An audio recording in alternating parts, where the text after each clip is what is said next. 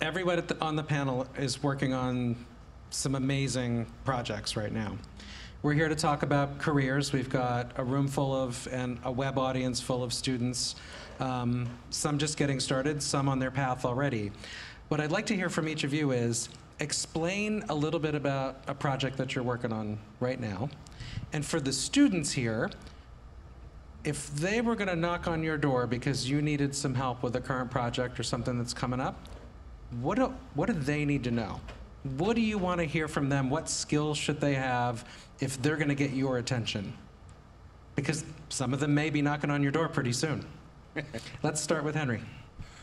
Well, the latest project I'm working on is a really large one. It is artistic director of the World Games. The World Games are like the Olympics, and it will take place this summer. So as artistic director, that involves everything you see with the 700-member cast that we'll have, from a 75-piece orchestra to dancers, and a myriad of stars that will be there. Even if you've seen the Spider-Man movie, Hunter Kowal, who's flying the drone as the Goblin, he will be in our production. But when I think about students and some of the skill set, for intelligent students, we don't have to necessarily teach you. We're in a world where you learn a lot about all the technology. But one of the things that I love doing with students is teaching you how to learn. And some of the initiatives that I find with our students, particularly the ones who want to hang out at the World Games, have been broad. From those who are doing sound design, for those who are doing copying, some of the simple things as wiring. And so there are a myriad of skill sets, but one of the most important traits that I think you can have is recognizing that you've got to be, and I've heard this, I can't take credit for it, you've got to be a great hang. People have gotten to want to be around you. And they've got to, because you can learn a lot. Usually first day of class, I will know those students who will end up being a great hang. Yes, your skill set has to be there, your willingness to be a partner and work, and your work ethic. There's nothing to take place for having great work ethic. And I can tell you, very few people will outwork me. Some who are much more talented than I am. But I think that a lot of the opportunities that I've had, thinking about myself and thinking about where you are, is because I've been willing to just work at it. So I think those traits will reveal themselves right away. So those are the things I look for. Henry, I'm going to add one little piece to that, and then I'll move to Dave next. So you're artistic director for the World Games. Yes. How many people are involved in that production? Thank you, and I'm going to have to really apologize because my phone is going off and I thought I flipped it the wrong way. A great technologist I am. So I'll give it to Rob to put it on solid for me. I'm guessing it's the president of the, is it the president of the World Games? It may very well be, he called me earlier. So this production is huge. We will have, just on the creative staff under me, are 55 creatives. It ranges from choreographers to orchestrators to choral directors to background singers to just a full task there. And we meet regularly, as you can imagine. On the production staff, there may be another 100 just there. And then all the cast that are working from surround sound, some of the things we're doing. There's some cool technology, and we'll get into the weeds of that, the geekdom of that. So it's a large, as I love to do, of course, but it's a very, very large staff. Thanks, Henry. You know, Dave, I'm thinking, listening to Henry, Dave and I had the pleasure of meeting with Henry early on as he was beginning to work on the World Games project and starting to do some recording, working in his studio and upgrading his studio. By the way, everybody in the room, I also know Dave is often looking for staff. Focusrite is a company that's growing rapidly, and one of the things, Dave, that you work on is consulting with and helping studios, sound stages, production facilities, and education as well. Right here at Full Sail is one of the largest Focusrite RedNet implementations. It's something that grew dramatically with the pandemic to solve problems. Maybe you could tell everybody a little bit about that part of your role and the kinds of things that you look at when you hire for the kind of work that you and I do on a regular basis. Absolutely, and I think it actually goes across the board for whatever you're going to do. The two things that really have always helped is blind, dumb tenacity, right? I'm not going to stop. And the other thing that helps having blind, dumb tenacity is the fact of hearing no doesn't mean no. No always means not yet.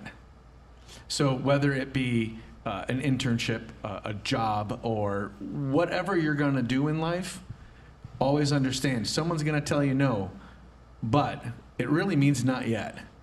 So whether it is working with a company, working with artistics, it's all about being tenacious, because you may catch someone on a bad day, right? And they can go, I don't know who you are, get away from me. But that's not what they mean. It's, I'm having a bad day. So for anything, any career path, to me, that would probably be the biggest thing. Because obviously in sales as well, you gotta know that no doesn't mean no, it means not yet. Thanks, Dave. Rafa, how about you? We got to talk a little bit at dinner last night about some of the cool projects you're working on. I'm sure the audience will love to hear what's happening. I have a very eclectic career, so I go from, I don't know, from the D'Angelo project to a Latin project to Residente, or then I jump to something else. So, and I always love to keep it that way. And that's part of my pursuit of happiness. That's part of my very personal way of viewing, you know, the world and my career and the possibilities. And you just mentioned no is not a no, and that's the biggest truth ever. You know, when people think about what they could be doing to succeed, is keep doing it, keep going at it. You don't even consider the outcome to be negative. I mean, just consider you are eventually going to make it. Somehow you're going to make it.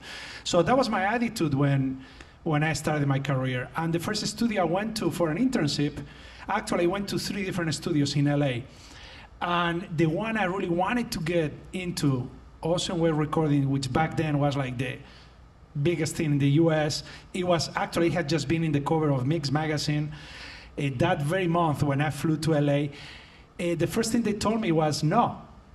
And I understood that no wasn't definite. Nothing is definite in life.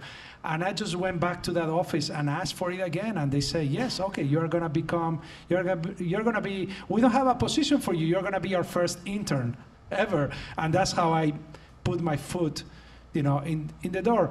But when you walk into any work relationship, what you mentioned is so truth, so truth. You have to be a great hang. You need to have good timing. You have to be super enthusiastic, but you need to know when to sow it. When is the right time to sow your enthusiasm, and when you need to be a fly in the wall. Maybe you need to be a fly in the wall for most of the session, and then towards the end you can actually, you know, express yourself when you are in a more intimate kind of situation, maybe with the artist not right there, or I don't know. You have to really project how you like that situation to go if you were the producer. And I always had that in my head, even as an engineer. I became a great engineer, I think, because I was thinking as a producer. Always, in every situation. I would walk into a room and I would know who the songwriter was, who the arranger was, what they needed, what were their insecurities, their fears. I would know what the artist was going through. You know exactly what an artist is going through just by looking at him or her. You know, look at their face, and you are gonna know in 5 seconds if you manage to learn to read people. You are gonna know what that person is going through. You are gonna know if that person is super scared of being there. And most people are a little bit scared of being in a session, because it becomes a huge test for them.